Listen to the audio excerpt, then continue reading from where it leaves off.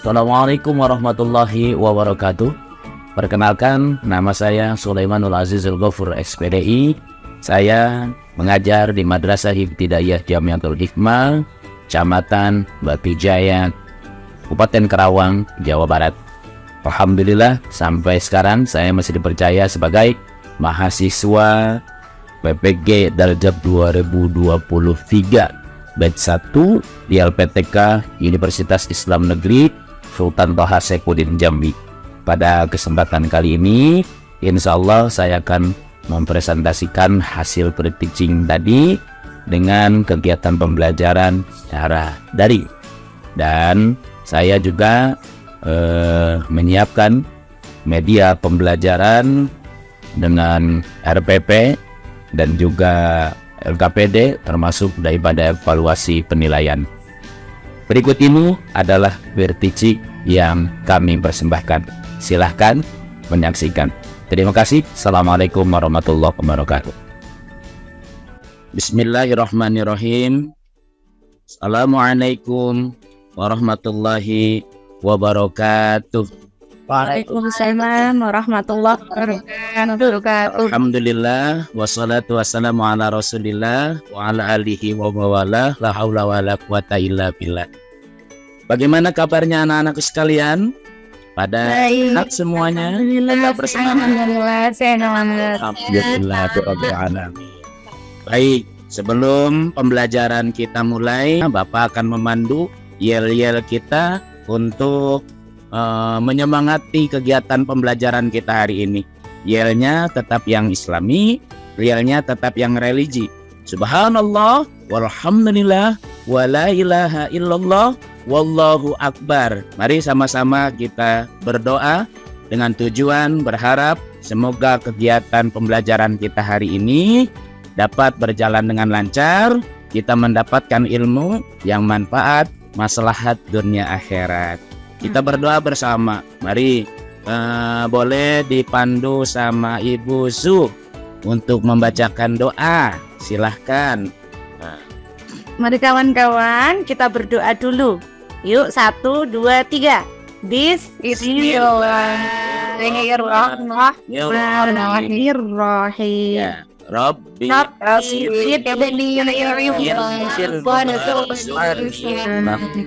Terima kasih, Bu. Anak-anak sekalian, sekarang kita akan masuk ya di pelajaran Al-Quran Hadis. Kita masih di kelas 5 ya, di madrasah kita membahas dan mempelajari tentang memahami dan menganalisis hadis tentang menyantuni anak yatim. Anak-anakku sekalian, sedikit Bapak mau bertanya nih. Ini untuk asesmen kita di awal. Siapa yang udah tahu siapa yang dimaksud dengan anak yatim? Lantas apa yang harus kita lakukan terhadap mereka? Wah, ada yang tahu? Anak hebat. Yes. Anak-anakku sekalian yang hebat, kita memasuki kepada tujuan daripada pembelajaran kita hari ini. Apa ya? Ada yang tahu? Nah, pada materi ini kita akan membahas tentang mengenal lebih jauh siapa itu anak yatim, batasan-batasan usianya, kemudian keutamaan menyantuni anak yatim, bahkan ada beberapa kaidah yang harus kita pahami dari hadis yang nanti insya Allah kita akan pelajari. Cara menyantuni anak yatim yang baik sesuai dengan syariat dan juga hikmah daripada menyantuni anak yatim itu sendiri.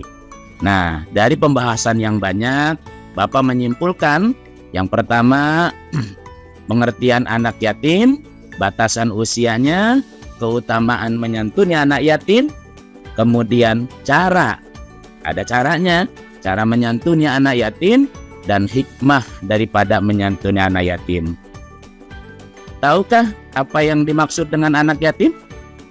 Oh, terima kasih. Ya, berarti harus kita pelajari ya. Saya takut, Pak. Saya. Ya, gimana Ibu? Anak yatim yang nggak ada bapaknya, Pak. Oh, betul sekali. Ternyata apa yang semalam saya sudah sampaikan, udah banyak dipahami ya. Baik, kita akan pelajari bersama. Di sini ada beberapa istilah yang kita harus pahami. Ada kalimat, ada kata yatim, ada kata piatu. Siapa itu yang dimaksud dengan yatim? Yatim adalah seorang anak yang ditinggal wafat oleh ayahnya dan itu dia belum meranjak usia balik. Berarti bila mana ada orang yang ditinggal kakaknya, ditinggal adeknya, ditinggal kakek neneknya, dia belum berarti atau tidak tersebut sebagai anak yatim. Kakeknya meninggal, ayahnya masih ada, berarti dia belum dikatakan yatim. Ada istilah juga yang namanya piatu. Bila mana piatu itu adalah yang ditinggal mati oleh ibunya. Dan juga tetap batasan usianya sebelum dia akil balik. Jadi kalau digabung antara istilah yatim piatu adalah seseorang anak yang memang sudah ditinggal mati oleh ayah dan ibunya dan mereka butuh perhatian sampai dia benar-benar menginjak kepada usia balik. Bisa dipahami anak-anak ya? Jadi anak yatim itu adalah anak yang ditinggal mati ayah bundanya. Bukan ditinggal kakeknya, bukan ditinggal tamasya atau pergi keluar kota, bukan. Itu adalah anak yatim yang memang sudah menjadi kudrotillah, dia mendapatkan seperti itu. Kemudian batasan yang tadi Bapak maksud sebelum usia dewasa, ini ada dalilnya loh. Bukan berarti apa yang Bapak maksudkan ini tidak sesuai dengan anjuran, tetapi ada hadis Rasulullah Sallallahu Alaihi Wasallam yang memang ini dikeluarkan dari Imam Abu Daud. Rasulullah Sallallahu Alaihi Wasallam pernah bersabda, la yatimmu ba'dal hilm, tidaklah dimaksud orang yang yatim itu apabila dia sudah akil balik. Jadi artinya sesuai dengan sabda Rasul ini, bila mana dia sudah menginjak dewasa, dia sudah mandiri secara kebutuhan keperluannya terpenuhi, dia tidak akan disebut yatim lagi secara syar'i, artinya dia sudah mapan. Bahkan secara aturan syariat fikih pun diatur, ini ada batasan-batasan usia anak yatim yang memang batasan ini adalah umum untuk seluruh manusia.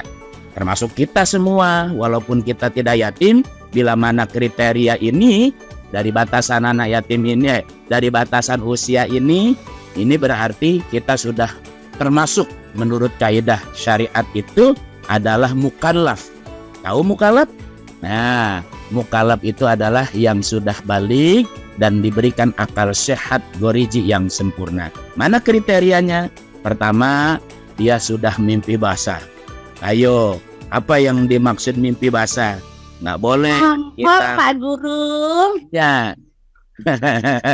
Berarti pakai baju terus kecemplung, ya? Bukan.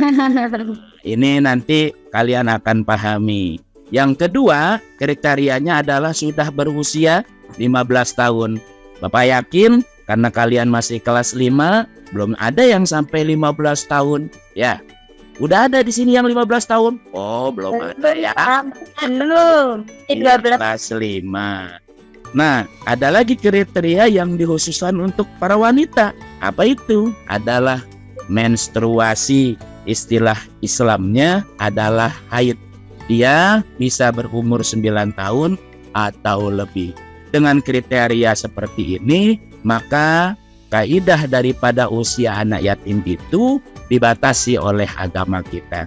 Bukan berarti ketika mereka sudah dewasa lantas mengikuti kriteria seperti ini kita tidak ada kewajiban lagi menyantuni. Tidak. Selama mereka masih membutuhkan bantuan kita, masih butuh uluran tangan kita, masih butuh terhadap perhatian kita, maka kita tetap harus memahami dan mengerti bahkan memperhatikan kehidupan mereka. Itu bisa dipahami anak-anak ya.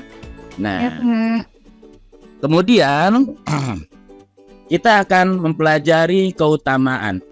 daripada menyantuni anak yatim. Karena sesungguhnya syariat yang mulia bila mana kita jalankan otomatis ada keutamaan dan kemadaratannya. Sekarang kita akan pelajari dulu keutamaan anak yatim. Nah, sebagaimana Rasulullah Shallallahu Alaihi Wasallam bersabda, ini disampaikan dari Imam Sahal bin Sa'ad radhiyallahu an. Rasul pernah menyampaikan hadis yang begitu luar biasa. Coba untuk kita memahami hadis ini, maukah kita bersama-sama membacanya? Semoga dengan mengulangnya kita mampu menghafalnya. Nah, kalau nggak keberatan, yuk sama-sama kita baca. Ikuti saya. Bismillahirrahmanirrahim. Bismillahirrahmanirrahim. Ana kafilul yatim Maka kabilana fil jannah kata. Hebat, termasuk semuanya semangat. Terima kasih. Ya, Bapak ulang ya. Ana wa kafilul yatim fil jannah hakada. Ini ada bahasa wa syara bisababati wal wusta wa faraja bainahuma syai'an. Maksudnya apa? Kita perhatikan daripada artinya. Aku, kata Rasul nih. Ya, aku yang dan juga orang yang menanggung kedudukannya di yang menyayangi anak yatim, memperhatikan, mengurusi, mengasuh, nanti kedudukannya di surga bersama Rasul. Bisababati wal wusta wa faraja bainahuma. Saking dekatnya Rasul dengan yang menyantuni anak yatim, itu di surga mendapatkan kedudukan istimewa. Apa mau nanya? Apa yang mau masuk surga?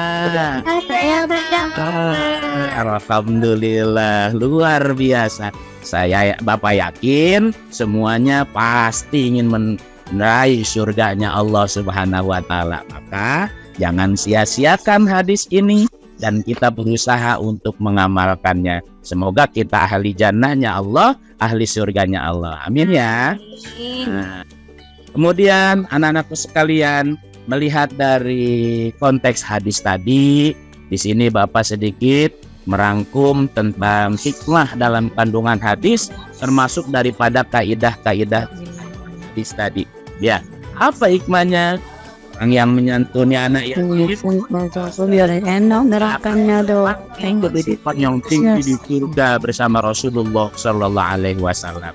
Ya, akan kehidupannya, keperluannya, ya kita bukan cuma sekedar memberikan finansial, bukan cuma sekedar memberikan uang saja, tapi kebutuhan dan keperluan hidupnya kita penuhi. Nafkah boleh kita kasih makan, minum, pakaian, ya, dan semuanya.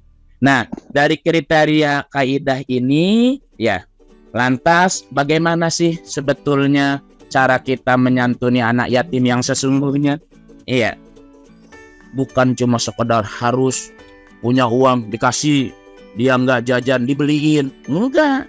Banyak yang dimaksud dengan cara menyantuni anak yatim itu sendiri. Ya, di sini Bapak sudah mengumpulkan beberapa kriterianya. Yang pertama, dengan cara memuliakan mereka. Bagaimana cara memuliakannya? Kita hormati dia, kita hargai dia, dimanapun keberadaan mereka, termasuk kita anggap bahwa anak yatim itu adalah individu yang berharga. Loh, Pak, kok kenapa disebut individu yang berharga? Kan kita tahu Rasulullah Shallallahu Alaihi Wasallam itu punya julukan, diantaranya adalah Abal Yatama, bapaknya para yatim. Artinya seluruh anak-anak yatim di dunia itu semua memiliki ayahnya Rasulullah SAW. Berarti kedudukan mereka itu tinggi karena mereka diasuh langsung oleh baginda Rasul, dilindungi langsung oleh Rasul. Artinya ketika kita menyakiti anak-anak yatim di sekitar kita, otomatis kita menyakiti Rasulullah loh. Ya, cara yang kedua ketika kita menyantuni anak yatim adalah memperhatikan Apa yang dimaksud memperhatikan di sini adalah membangun hubungan emosional yang baik. Ya, jangan sampai mereka ini tidak berkesan mereka tidak memiliki teman. Dengan hubungan emosional ini, ayo kita ajak bermain bersama, kita belajar bersama, kita berkelompok, ya, dengan cara kita rangkul mereka. Ayo, ternyata mereka juga adalah bagian dari kita. Nah, itu cara memperhatikannya. Kemudian kita buat kasih sayang yang tulus, kita buatkan kehangatan dalam kebersamaan. Ya, artinya seluruh perhatian kita itu kita tidak bedakan dengan yang lainnya. Bahkan kita anggap sebagai keluarga, kita anggap sebagai saudara kita. Luar biasa, ya. Kemudian cara dari menyantuni anak yatim bukan cuma sekedar itu, kita mendukung, memberikan motivasi, dorongan untuk mencapai tujuan mereka. Dia juga perlu pendidikan yang sama loh dengan kita. Mereka juga sama loh, punya cita-cita dan harapan yang tinggi sebagaimana kita. Kalau kita tidak dukung, kita tidak dorong, kasihan. Dia tidak mendapatkan perhatian yang lebih dari orang tuanya. Sementara kita sebagai temannya, kita juga tidak mendukung materinya, tidak mendukung motivasinya juga. Nanti kasihan. Bagaimana perasaan dia? Kan begitu. Kemudian memberikan dukungan baik finansialnya, emosionalnya, biqadril masaqat. Apa biqadril masaqat? Sekemampuan kita. Ya, kita hanya mampunya memberikan makan pagi, nggak apa-apa. Nanti teman kita yang lain makan siangnya, umpama kayak gitu. Mereka tidak punya baju yang bagus, kita punya baju yang bagus, yang sudah tidak layak pakai, jangan dikasih, kasihan. Mereka nanti lebaran, kita juga ikut lebaran. Semuanya merasakan yang sama kenikmatannya dengan kita. Itu memberi dukungan finansial. Termasuknya yang terakhir adalah memenuhi kebutuhan dasar mereka. Kan begitu. Artinya ketika kita punya uang jajan lebih, nggak ada salahnya kan kita jajan bersama, bareng, kita berbagi, walaupun hanya sekedar sekemampuan kita. Bisa dipahami ya. Kemudian apa hikmahnya? Tadi di dalam hadis ya Rasulullah Sallallahu Alaihi Wasallam sedikit menggambarkan tentang manfaat, fadilah dan hikmah daripada menyantuni anak yatim. Jelas ana wa kafilul yatim fil jannati hakaza sudah dibuktikan karena Rasulullah adalah yang tepat janji dan Allah innallaha la yukhliful mi'ad. Allah itu tidak pernah ingkar janji. Artinya siapa yang berusaha berlomba-lomba menjadi dermawan pada saat ini, ya untuk menyantuni anak yatim, hadiahnya adalah surga bersama Rasulullah. Amin ya. Amin. Yang kedua, kemudian bukan cuma sekedar mendapatkan surga di nanti, tapi ada di dunia pun kita akan bisa rasakan. Yang pertama akan lembut, hati kita tidak akan keras karena kita punya perasaan yang sama.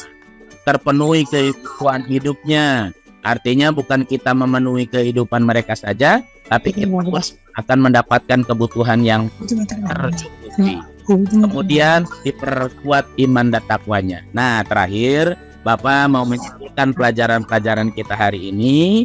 Yang pertama, kita tahu bahwa yatim adalah anak yang ditinggal mati oleh ayah ataupun bundanya. Yang kedua, kita tahu batasan usia anak yatim adalah sebagaimana kriteria yang tadi disebutkan, ya sudah mimpi basah, sudah berusia 15 tahun, atau sudah haid bagi seorang wanita atau menstruasi. Kemudian keutamaan-keutamaannya itu bisa kita raih insya Allah, mendapatkan surganya nanti bersama Rasulullah, dan juga apa yang hubungan kita akan dipenuhi oleh Allah Subhanahu wa Ta'ala. Baik, anak-anak sekalian, dari pelajaran ini tentunya sebelum ditutup, Bapak akan memberikan asesmen terakhir. Nanti bisa kalian boleh jawab beberapa pertanyaan untuk dibawa ke rumah, dan pertemuan besok kita akan diskusikan. Bisa dipahami ya? Iya, baik.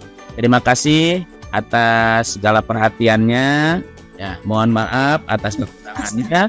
Mari kita sama-sama tutup acara ini dengan membaca doa kafaratul majelis. Ayo sama-sama. Subhanakallahumma wa bihamdika asyhadu an la ilaha illa anta astaghfiruka wa atubu ilaik.